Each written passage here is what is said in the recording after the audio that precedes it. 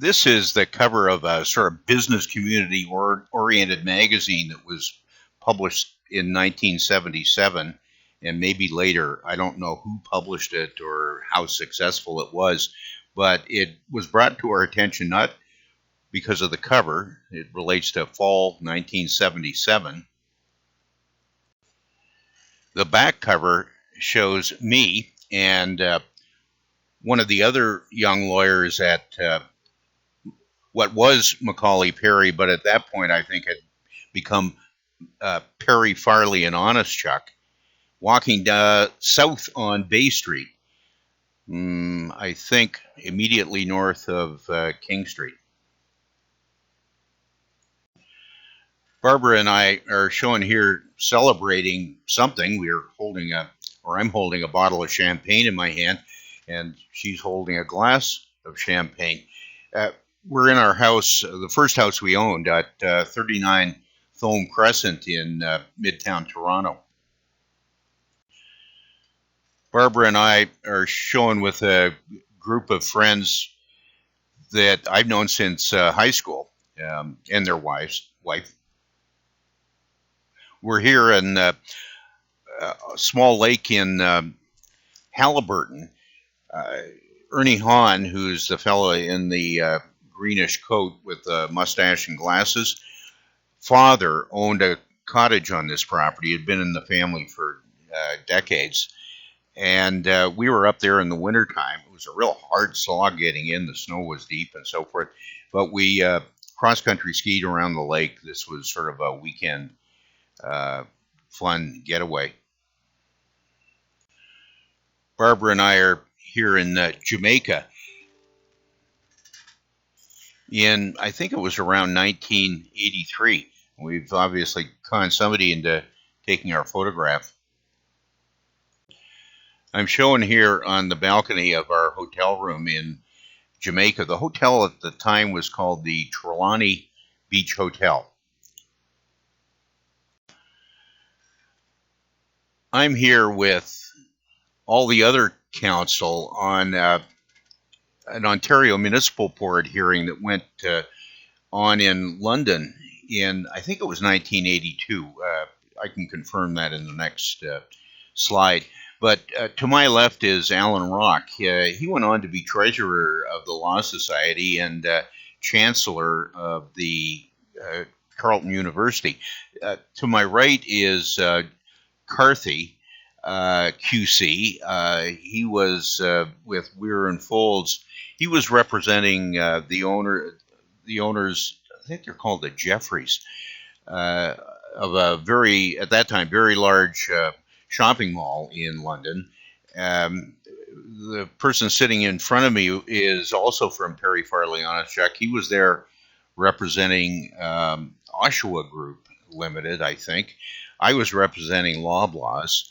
And there's other counsel. The man to the far right was Alan Schwartz. He eventually left law and became an investment advisor with the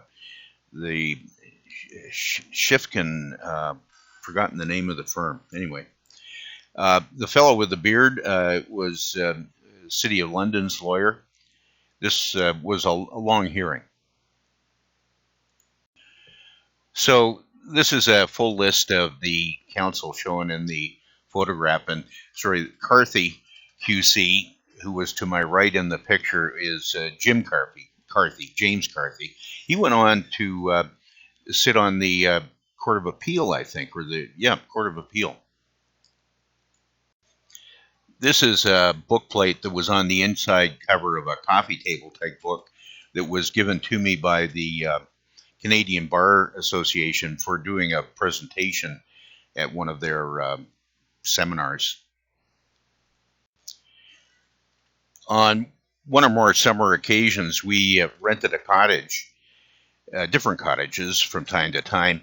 This is up in the Parry Sound area, and I'm showing here with Peter on a windsurf type board in the lake. It wasn't a great lake. The cottage we purchased on Star Lake in or about 1987 came with a wooden sailboat uh, that needed some refreshing.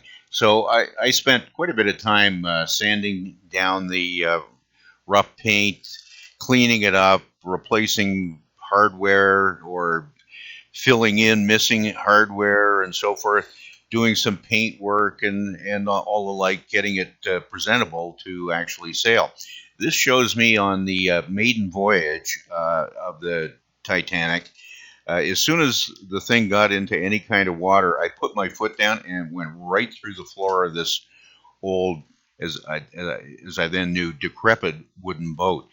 It was eventually replaced with a plastic sailboat or fiberglass. It was great. It really zipped along. I was a founding member, first director, first secretary of a social club uh, called the Mandarin Club of Toronto. This is a photograph of 18 of the 21 founding members on, I think, the first official occasion inaugurating the club itself.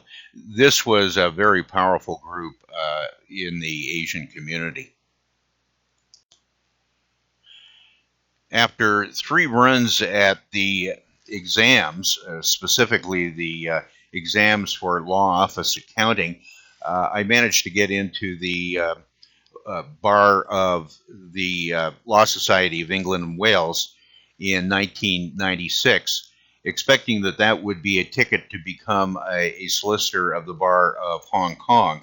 Unfortunately, they changed the rules midstream in my efforts to get admitted as a solicitor of the Supreme Court of England and Wales, and it was all for nothing. But it's kind of fun having the credentials.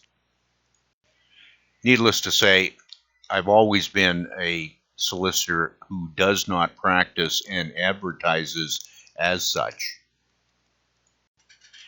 Martindale Hubbell is sort of a relic of directories that listed everybody and sundry in specific disciplines.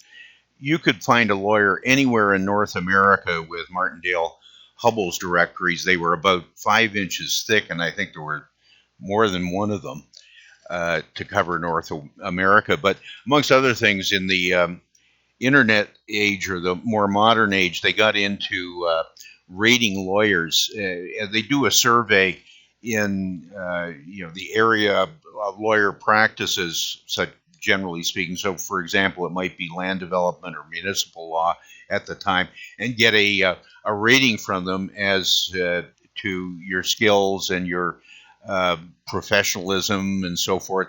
So this rating comes from Martindale Hubbell, indicating I get a peer rating of 4.4 out of 5.0, which is, I think, pretty good.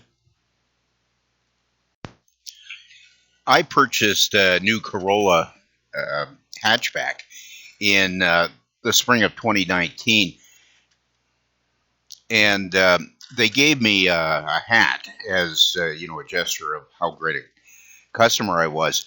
So I stripped off all of the Toyota corporate logo ship on the hat, and I used it to find a permanent home from some badges from my past. So, of course, you see right square on this left side of the hat my Boy Scouts of Canada badge. I was briefly a Boy Scout.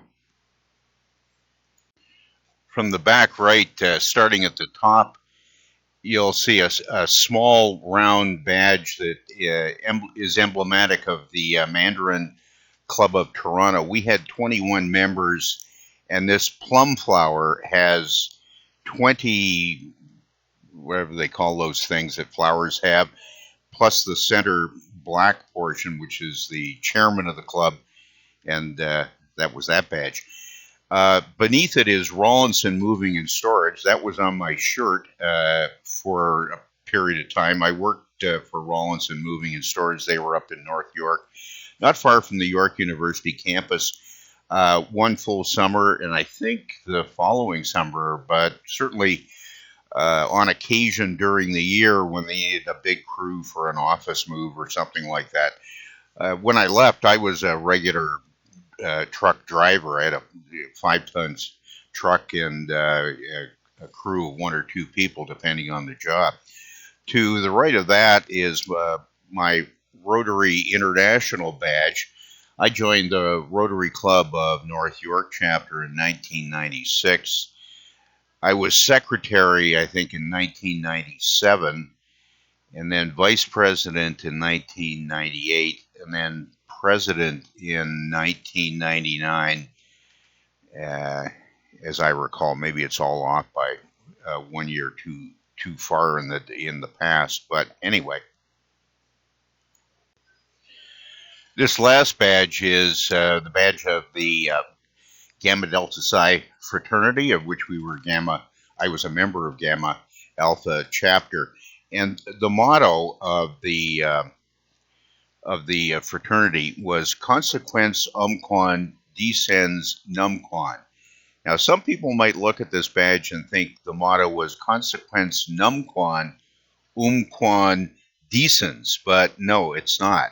If you actually follow the flow of the badge, as if it was a Mobius strip, you'll see it's Consequens Umquam Numquam Decens. Consequens Umquam Decens Numquam. I've tried to find out what that means in English, and have completely struck out. I've got a definition for consequence, and I think maybe for umquam and numquam, but decens is a mystery.